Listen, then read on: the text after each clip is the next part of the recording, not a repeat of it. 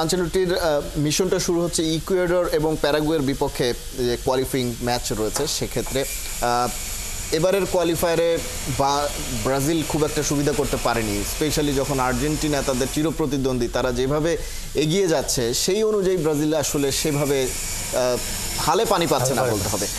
বিষয়টা কি তাহলে আনচেলত্তি আসার সাথে সাথেই কি বিষয়টা চেঞ্জ হয়ে যাবে, নাকি এর আগে যারা কোচরা ছিলেন তাদের ভুলগুলো তিনি শুধরাবেন? দরিভাল জুনিয়রের কথা বলি, কিংবা তার আগে তিতে অনেক দিন কাজ করেছেন ব্রাজিল দলের সঙ্গে, সেই সংকটগুলো কি আলটিমেটলি আনচেলত্তি সমাধান করতে পারবেন কিনা ব্রাজিল ফুটবলে?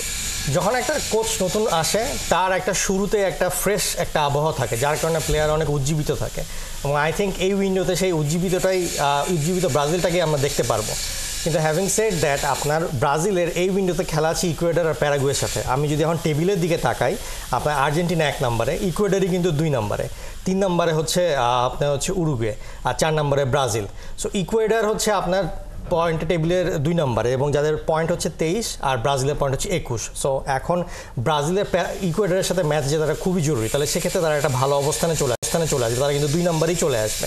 আবার সেকেন্ড ম্যাচটাই হচ্ছে প্যারাগুয়ের সাথে, প্যারাগুয়ে কিন্তু আবার 5 নম্বরে। সো এখন 2টা ম্যাচই হচ্ছে ব্রাজিলের জন্য খুবই ইম্পর্ট্যান্ট, এবং তারা যদি এই 2টা ম্যাচে জয় নিয়ে বের হয়ে আসতে পারে তাহলেই কিন্তু আপনি দেখবেন টেবিলের সেকেন্ড পজিশনে উঠে যাচ্ছে, যেটা কিন্তু একটা বেশ ভালো একটা মোরাল বুস্ট দিবে ব্রাজিলের জন্য। তারা এখন যেটা যাচ্ছে একটা উইনিং মেন্টালিটির কোচ, যে কিনা যে কোনো অবস্থা থেকে একটা ম্যাচকে ঘুরিয়ে আনার মতন ক্ষমতা রাখে। এবং কার্লো আনচেলত্তির যে ইউরোপের ফুটবল নিয়ে কার্লো আনচেলত্তির কাছে আসলে আর কিছু জিজ্ঞেস করার নেই, কারণ সে সবগুলো কাপই ইউরোপে আর কি জিতেছে। এখন ওই ইউরোপের মতন টিমগুলার এবং সেই সব প্লেয়ারগুলোকে যদি আর কি তাদের ট্যাকটিক্সটাকে আর কি যদি নষ্ট করে দিতে হয়, তাহলে সেই জায়গাটায় আই থিঙ্ক কার্লো আনচেলত্তি তার যে ব্রেইন, তার যে এক্সপিরিয়েন্স, এটাকে খুব ভালোভাবে ইউজ করতে পারবে, এবং ইউজ করার মাধ্যমে যে জিনিসটা হবে যে ব্রাজিল তার নতুন ধারার একটা খেলা নিয়ে আসবে, যেটা কিনা বেশ পজিটিভ হবে। বাট আমার কাছে যেটা মনে হয় যে 2026 সালে ওয়ার্ল্ড কাপটা টু আর্লি হয়ে যাবে, কারণ তারও একটা টিম গোছানোর ব্যাপার আছে। I think next Copa America থেকে আর কি আনচেলত্তি আসলে বেশি টার্গেট করবে, এটা আমার পার্সোনাল ধারণা।